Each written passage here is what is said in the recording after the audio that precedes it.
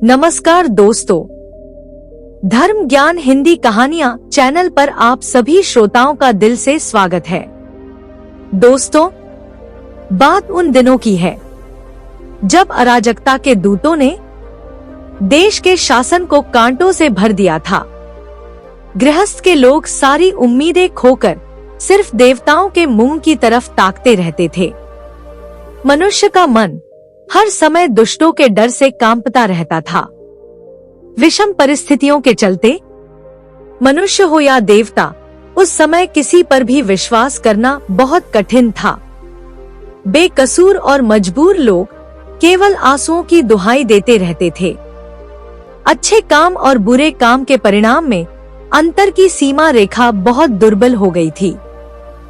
चलता चलता आदमी ठोकर खाकर बुरी स्थिति में पड़ जाता था।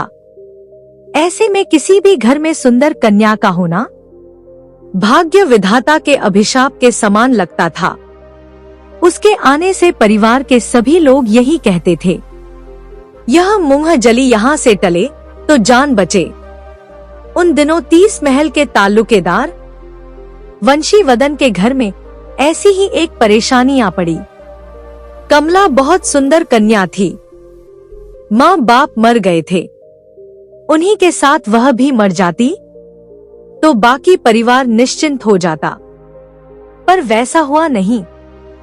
माता पिता के मरने के बाद से ही उसकी चाची प्रायः पड़ोसनों से कहती रहती थी, देखो तो इसके माँ बाप हमारा सर्वनाश करने के लिए इसे हमारे सिर पर छोड़ गए। कब क्या हो जाए, कहाँ नहीं जा सकता। मेरा तो बाल बच्चों वाला घर है और उन सबके बीच यह लड़की जैसे सर्वनाश की मशाल जलाए बैठी है। चारों तरफ से दुष्ट लोगों की नजर उस पर रहती है। मुझे तो इस डर से नींद भी नहीं आती कि किसी दिन इसकी वजह से हम ना डूब जाएं। पर जैसे तैसे किसी तरह दिन बीत रहे थे। फिर उसके विवाह के लिए एक रिश्ता आया, परंतु उसके चाचा कहते थे, मैं ऐसे घर का लड़का ढूंढ रहा हूँ जो लड़की की रक्षा कर सके। यह लड़का मोचा खाली के सेठ परमानंद का मंझला लड़का था। बहुत से रुपयों का मालिक था, पर यह पूर्णतया तय था कि पिता के मरते ही रुपयों का निशान भी नहीं बचने वाला था। लड़का बेहद शौकीन था। बाज उड़ाना, जुआ खेलना और बुलबुल लड़ाना, इन सब में छाती ठोक कर पैसे लुटाता था। उसे अपने धन का बड़ा गर्व था। उसके पास पैसा था भी बहुत। उसने मोटे मोटे भोजपुरी पहलवान रखे हुए थे। सारे के सारे प्रसिद्ध लठैत थे। वह सब जगह यह कहता हुआ घूमता था कि पूरे इलाके में कौन माई का लाल है जो मेरे शरीर को हाथ भी लगा सके। वह लड़कियों का बहुत शौकीन था। ब्याह हो चुका था। घर में पहले से ही एक पत्नी थी, पर अब एक नई और कच्ची उम्र की लड़की की खोज में था। उसके कानों में कमला के सौंदर्य की बात पड़ चुकी थी। उसका वंश धनवान ही नहीं बल्कि शक्तिशाली भी था। उसने प्रण कर लिया कि वह इस लड़की को अपने घर ले जाएगा। कमला ने रोकर कहा, चाचा जी, मुझे कहाँ डुबो रहे हो? वे उदास मन से बोले, लाडो, तुम तो जानती हो कि अगर मुझ में तुम्हारी रक्षा करने की सामर्थ्य होती तो सदा अपनी छाती से लगाकर रखता, परंतु मैं इन दुष्टों से तुम्हारी रक्षा नहीं कर पाऊंगा। अगर इस लड़के से तुम्हारी शादी नहीं करूंगा तो वह लठैतों के जोर पर तुम्हें उठाकर ले जाएगा। कमला ने चाचा की मजबूरी को समझा और चुपचाप ब्याह करने को राजी हो गई। शादी के वक्त लड़का छाती फुलाकर आया। बाजे गाजों का अंत ही नहीं था। चाचा ने हाथ जोड़कर कहा, दामाद जी, समय बहुत खराब चल रहा है।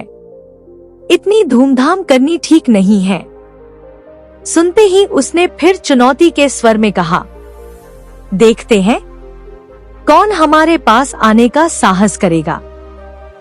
चाचा बोले, शादी पूरी होने तक लड़की का दायित्व हमारा है, उसके बाद वह तुम्हारी हो जाएगी।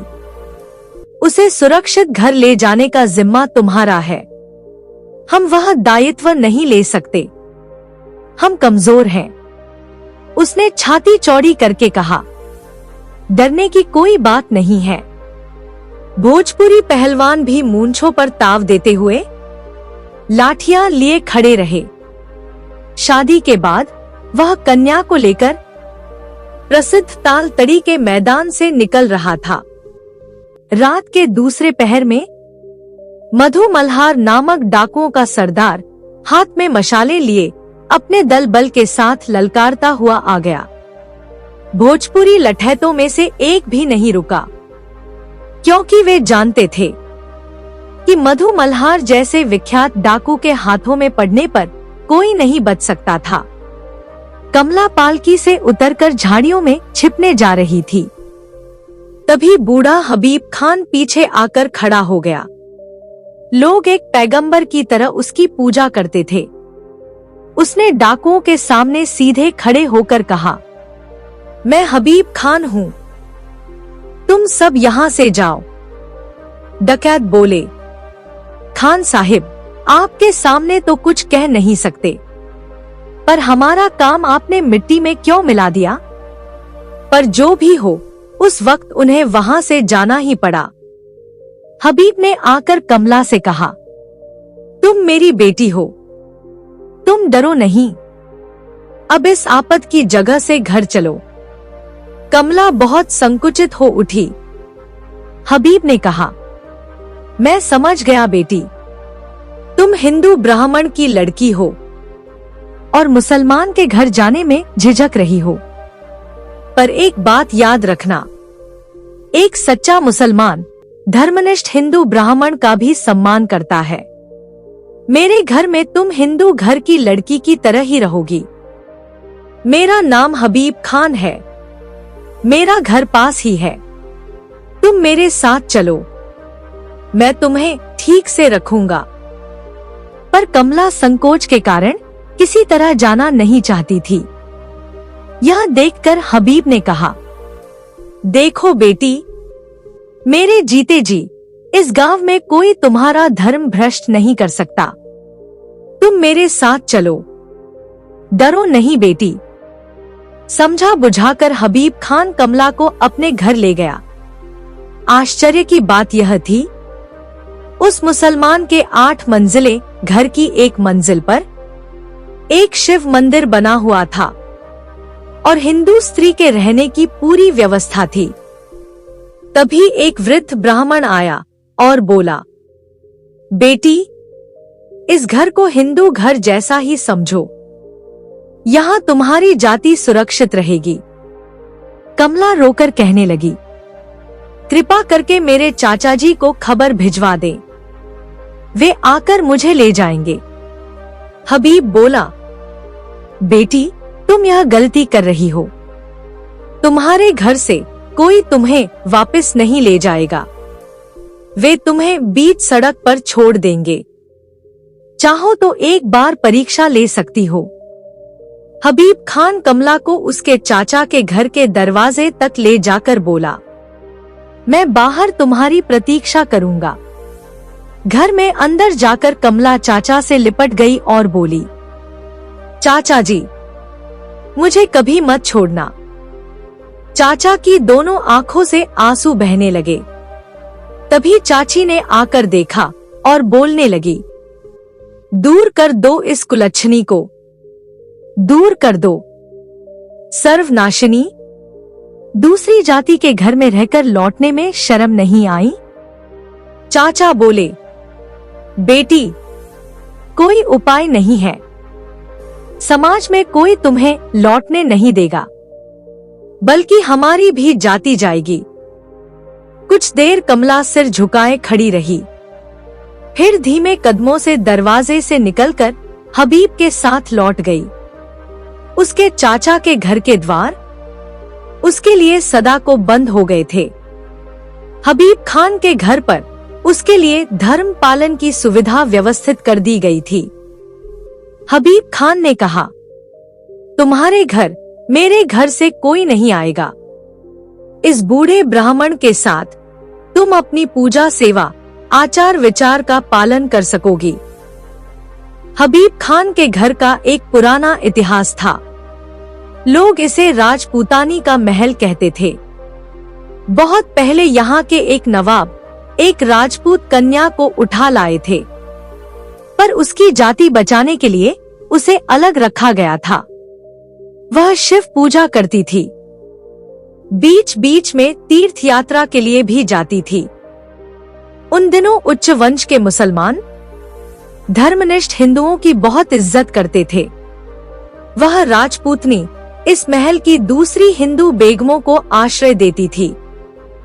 अपने साथ साथ उनका धर्म भी सुरक्षित रखती थी। सुना जाता है कि यह हबीब खान उसी राजपूतनी का बेटा है।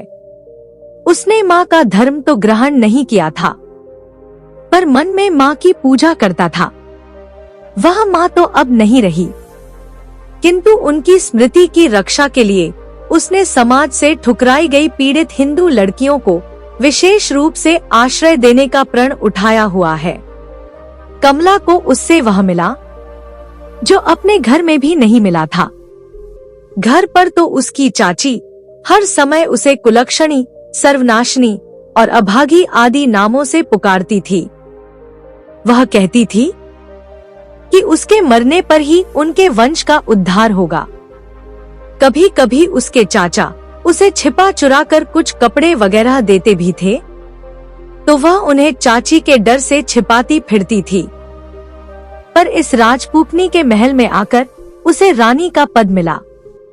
यहाँ उसकी इज्जत का कोई अंत नहीं था।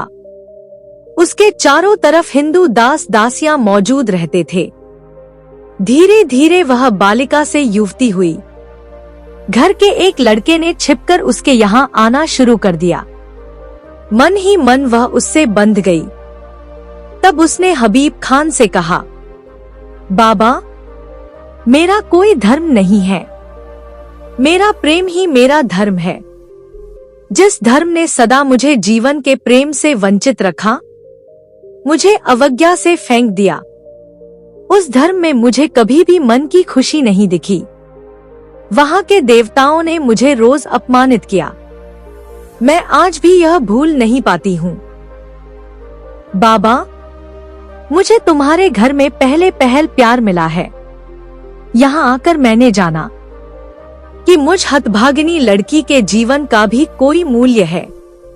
जिस देवता ने मुझे आश्रय दिया है, मैं प्रेम के पूरे सम्मान के साथ उन्हीं की पूजा करती हूँ।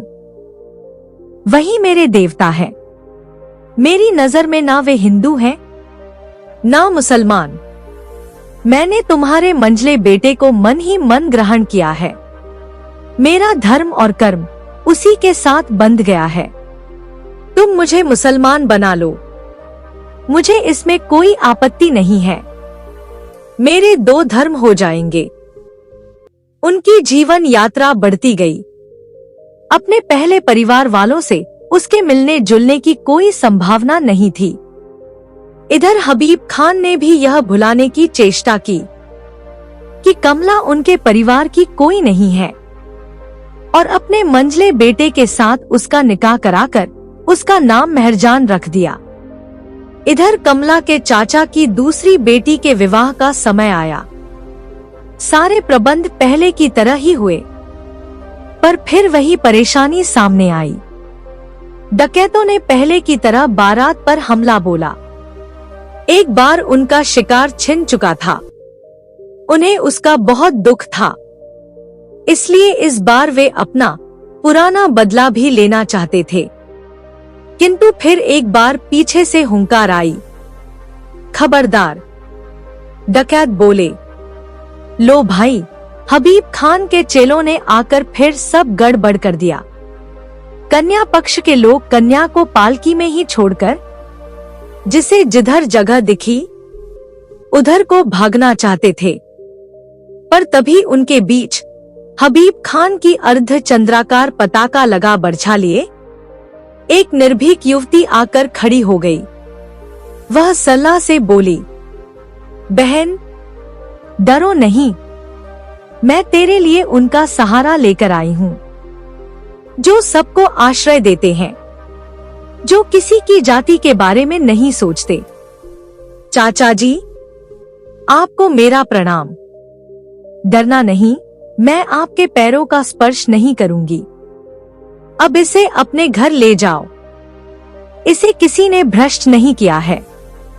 चाची से कहना, बहुत दिन तक उनकी अनिच्छा के बावजूद उनका अन्न वस्त्र लेकर बड़ी हुई हूँ। मैंने कभी सोचा भी नहीं था कि वह ऋण आज इस तरह उतारूंगी। उनके लिए एक रंगीन चादर और यह कमख्वाब का आसन लाई हूँ, उन्हें दे दीजिएगा। फिर सरला को ढाढ़स बंधाते हुए कहा, मेरी बहन, अगर जीवन में कभी दुख आए तो याद रखना, तेरी रक्षा के लिए तेरी यह मुसलमान दीदी हमेशा हाजिर है। निसंकोच चली आना। दोस्तों, आप सबको यह कहानी कैसी लगी हमें कमेंट करके जरूर बताइएगा।